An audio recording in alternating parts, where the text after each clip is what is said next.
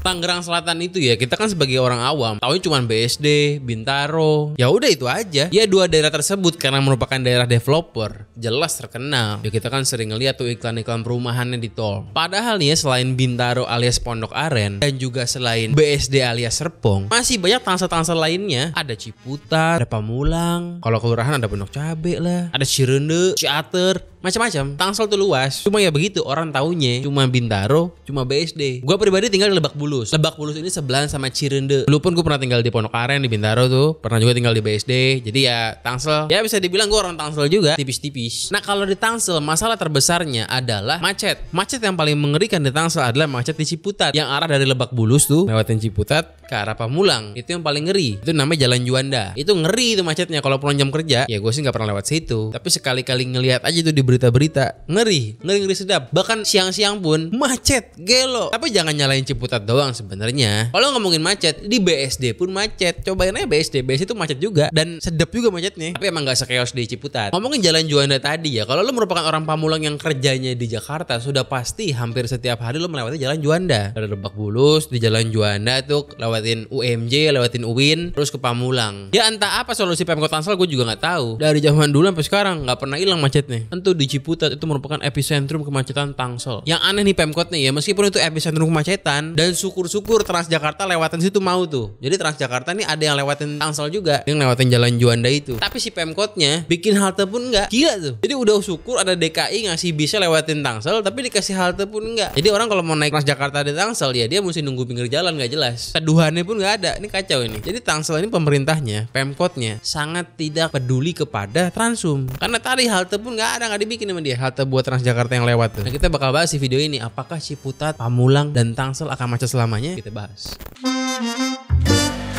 Kalau ngomongin opini warganya, kalau ditanya, kenapa daerah lo macet? Ya kalau nanya warga pasti kan jawabannya ya itu mah maksudnya dilebarin bang. Masa cuma 2 ruas? Maksudnya kan kayak Sudirman dibikin 4 ruas. Ada juga yang menyalahkan putaran-putaran balik. Ya itu putaran balik bang kebanyakan bikin macet. Setuju gua, kebanyakan putaran balik bisa bikin macet. Yes. Tadi opini yang pertama ngomongin pelebaran jalan. Gue setuju, pelebaran jalan merupakan solusi kemacetan yang paling yahoo, yang paling cocok. Masalahnya, pelebaran jalan di Tangsel dan di kota-kota lain di Indonesia ini salah kaprah. Contoh gue lihat di Jalan Cirende tuh, Cirende Raya. Jalannya udah dilebarin, tapi semua lebar jalan lebihnya dikasih buat mobil pribadi lagi, motor pribadi lagi. Kalau melipir sedikit ke Depok, sama juga. Di Depok juga di Cinere Raya tuh, udah dilebarin juga, gede jalannya. Tapi tetap ya dikasihnya buat motor pribadi lagi, mobil pribadi lagi. Akhirnya apa? Setelah dilebarin jalannya sekalipun, selebar-lebarnya itu pun tetap juga macet. Karena yaitu pelebaran jalannya sesat pikir. Yes betul, jalan mesti dilebarkan. Setuju. Tapi kompensasi kelebihan lebar barunya itu jangan dikasih ke motor mobil lagi. Maksudnya dibikin buat apa? Buat Transum. Dengan begitu baru macet bisa hilang. Ya oke lah kita nggak bisa bikin semacam Transjakarta lah kalau di Tangsel. Mungkin jalannya kekecilan kali ya. Tapi lu bisa bikin buat ala-ala mikrotrans. Jalur steril buat mikrotrans. Kasih tuh armada yang banyak biar nggak ngantri. Sekarang ada nggak mikrotrans di Tangsel? Nggak ada. Adanya angkot-angkot yang ngetem yang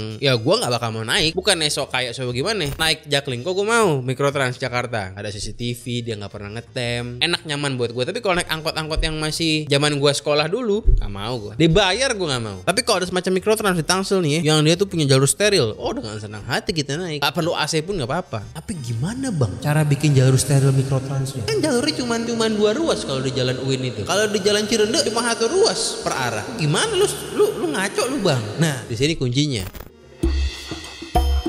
Gue cek, gue lihat, gue naik motor nih, gue rasain tuh di Ciputat tuh, di jalannya UIN itu ruas jalannya kelebaran. 1 ruas itu lebar banget. Bahkan gue melihat ya, mobil Transjakarta aja di situ, 1 ruasnya itu masih nyisa lumayan banyak tuh buat Transjakarta, apalagi buat mobil biasa. Ternyata ruas jalan di Ciputat itu 1 ruasnya gede banget, segede ruas jalan tol. Kalau di jalan tol dibikin ruasnya besar, itu make sense karena mereka mau ngebut. Namanya kan jalan tol. Tapi kalau jalan di Ciputat yang tidak macet, ngapain dibikin ruasnya lebar-lebar? Harusnya ruasnya itu dibikin secukupnya aja. Ya lu bayangin 1 ruas itu bisa menampung Transjakarta plus masih ada kelebihannya pula. Jadi 1 ruas di Jalan Ciputat itu bisa menampung 1 Transjakarta plus 1 motor. Kan gede banget. Yang lewat kebanyakan mobil pribadi. Salah pola pikir, sesat pikir ini. Dan ini menjangkiti banyak daerah di Jakarta juga. Di Tendean pun begitu, gede banget lajurnya per ruas. Lebarnya tuh lebar banget. Di Cirende pun begitu, di Cinere pun begitu. Jadi kalau kita pengen bikin jalur steril, bisa. Caranya adalah kecilin ruasnya. Lebar ruasnya dikecilin. Yang tadinya muat 1 Transjakarta plus motor, kita kurangin pengen kita kecilin menjadi muat 1 bis aja. Nah itu jalan tuh di Ciputat, kalau ruasnya dikecilin itu bisa jadi 3 ruas. Bisa 3 ruas jadinya. Nah kalau jadi 3 ruas, ruas barunya itu harusnya diberikan kepada jalur steril untuk mikrotrans. Dengan begitu baru bisa bebas macet. Karena kalau ngarepin MRT kan kelamaan. Ini yang paling cepet, yang paling murah nih. Caranya adalah road diet. Jadi konsepnya itu diet jalan, jalan dikecilin. Ya itulah konsep road diet. Ini banyak dipakai di luar negeri. Tapi bang, kalau jalannya dikecilin nanti kan bakal banyak kecelakaan. Justru dengan ruas jalan yang makin gendut, makin lebar, kecelakaan lebih rawan terjadi. Kenapa? Karena semakin lebar ruas jalannya, semakin orang ngebut. Sementara kalau dikecilin ruasnya, orang gak bakal ngebut, justru gak bakal kecelakaan, justru bakal lebih aman. Semakin narrow jalannya, ya pasti bakal lebih aman. Kalau di Lebak Bulus tuh ya, contoh di Jalan Pertanian Raya, ruasnya itu udah sempit, terus banyak pohon, jadi makin sempit kelihatannya, pasti aman jalanannya. Jadi kalau kita pengen bikin jalan terlihat sempit, banyakin pohon di sekitarnya supaya orang gak ngebut. Tapi kalau pengen yang lebih mantap lagi, kecilin ruasnya, orang udah pasti gak bakal berani ngebut. Kalau di tol, yes, ruas mesti lebar karena dia mau ngebut. Tapi kalau di jalan seperti yang pasti macet, jangan lebar-lebar ruasnya. Orang Pamulang ini kan kesian juga ya. Pulang kerja, nyampe rumah jam 9. Nyampe rumah anaknya udah tidur.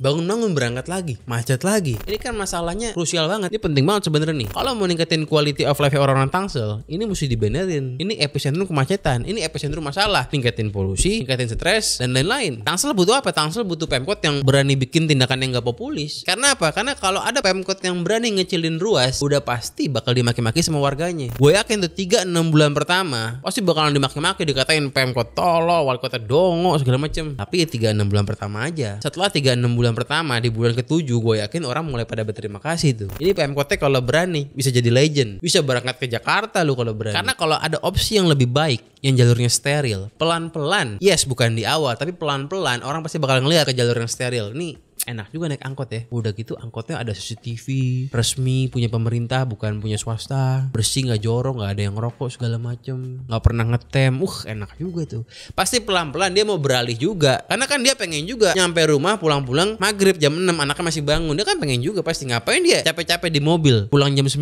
kena macet? Kan nggak enak. Selama armadanya banyak, orang nggak ngantri, pasti aman. Kalau perlu tuh mikrotransnya lokasi gratis, nggak usah bayar kalau perlu. Tapi bang, kalau gratis gimana bayar operasionalnya bang? Itu di Jakarta aja pada ngamuk tuh sama Heru karena supir Jaklingkonya nggak dibayar. Nah, kalau mau punya dana operasional buat operasiin mikrotrans secara gratis, ada caranya. Caranya sekalian tuh jalur Ciputat yang arah UIN Pamulang itu dibikin ERP alias road pricing alias jalan berbayar. Jadi setali 3 uang tuh. Lu kalau mau masuk sana, kalau mau bayar boleh. Kalau nggak mampu bayar ya naik mikrotrans yang gratis. Wah gila lu bang, road pricing itu kan menindas orang kecil. Artinya lo pengen bikin jalan itu eksklusif buat orang kaya doang. Nah ini masalahnya orang-orang goblok di Indo. Terus sotoy gitu loh. Ya kalau misalnya dibikin road pricing, tujuannya kan bukan mau menindas rakyat kecil, bukan. Tujuannya itu supaya nggak macet. Lagi pula kan ada kompensasinya, diberikan mikrotrans gratis. Nggak bayar tuh. Ini kayak zaman Ahok dulu. Dulu Ahok pengen bikin tuh yang namanya road pricing di Sudirman tuh. Tapi kan orang-orang goblok pada ngamuk. Gara-gara apa? Gara-gara dia bilang ini menindas orang miskin.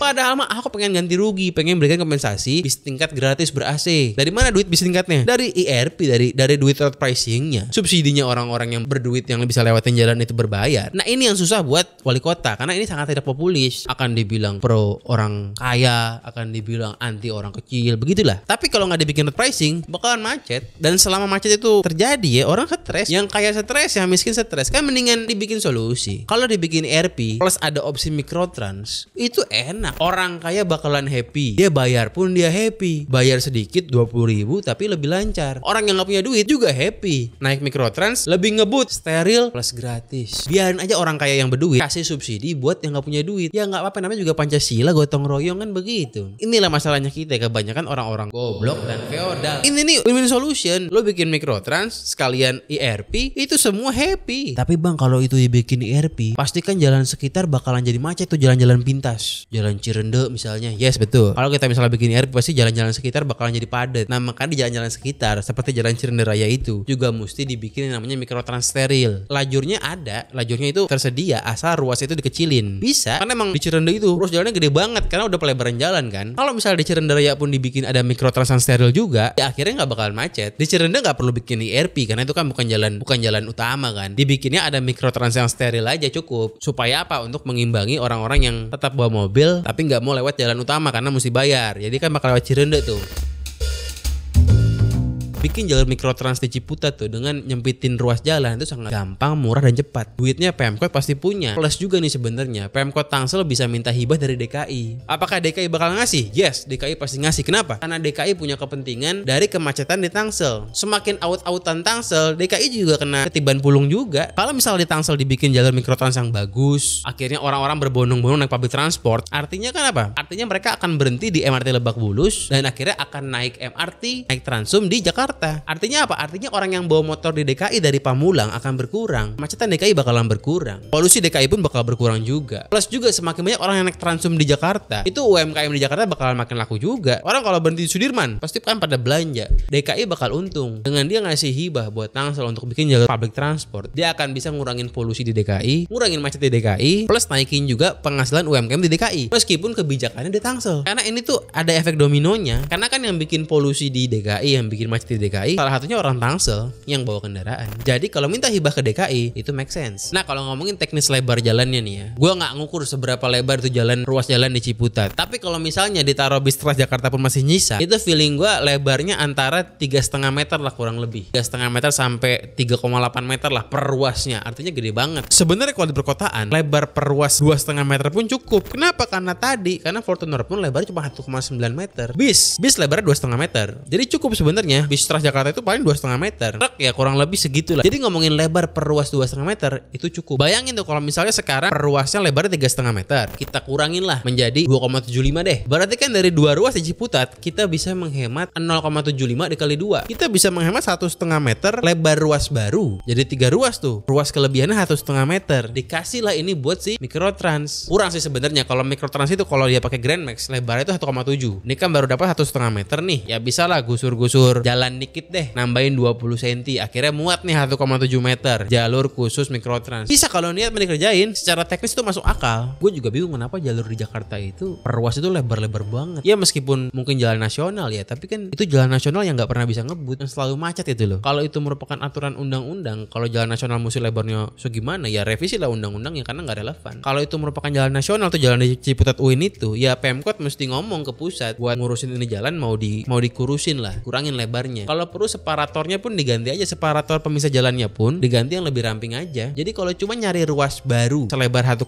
meter buat mikrotrans, buat Grand Max pasti muat, pasti bisa, pasti cepet, pasti gampang, pasti murah, asal mau dihujat, asal mau kerja gitu loh. Selain itu juga beberapa pertigaan tuh ya di Ciputat itu mesti dikaji ulang. Kalau bisa ditutup, tutup aja. Apalagi di penerapan 3-6 bulan pertama. Kalau bener ada mikrotrans tuh, kalau bener ada penyempitan jalan, penyempitan ruas, kan bakal macet parah tuh. Ya kalau bisa sih wajib lah pertigaan-pertigaan tutup dulu lah. Biar orang ngamuknya nggak terlalu ngamuk. Tapi ntar bulan ke-7 kalau orang udah nggak ngamuk ya udah buka lagi aja pertigaan-pertigaannya. Tapi kalau pertigaannya bisa di close selamanya ya close aja udah. Putaran-putaran itu close aja tuh. Kalau mau muter ya muternya setelah UIN aja yang di kolong. Jangan dikit-dikit putaran, dikit-dikit putaran. Selain memakmurkan Pak Ogah, putaran itu juga bikin macet. Udah ngasih duit ke tukang pungli, bikin macet. Aduh, putaran itu memang yang mesti dikurangi. Ya boleh ada, tapi harus berkurang jauh gitu loh. Terakhir juga ya, jalan-jalan pintas di Tangsel tuh mesti dikaji ulang. Semakin banyak jalan pintas, bukan berarti semakin cepat jalannya. Kadang-kadang semakin banyak pilihan jalan pintasnya, malah bisa makin macet. Jadi perlu dikaji ulang tuh. Ya turunin orang-orang yang ngerti tata kota. Kaji ulang tuh jalan-jalan pintasnya, jalan-jalan tikusnya. Yang bikin macet, tutup. Ya udahlah kurang lebih begitu pendapat gue nih, opini gue tentang Tangsel. Artinya macetnya itu meskipun absurd, macet banget, tapi ada harapan. Asal niat, asal ngerti, asal mau. Intinya konsep road diet ini bisa dipakai hampir di seluruh kota di Indonesia. Gue lihat di Jakarta juga begitu, ruasnya kelebar-lebaran. Di Depok pun begitu, di Bekasi pun begitu. Semua jalan di Jakarta ruasnya kelebaran. Udah gitu setiap ada pelebaran jalan itu salah kaprah. Kelebihan lebarnya malah dikasih buat motor lagi, mobil lagi. Ya gimana macet gak pernah selesai. Padahal sebenarnya pelebaran jalan ya itu bagus, tapi kan mestinya diberikan kepada public transport, baru tuh macetnya hilang. Selama ada public transport yang steril, pasti macet akan berkurang. Yakin, pasti.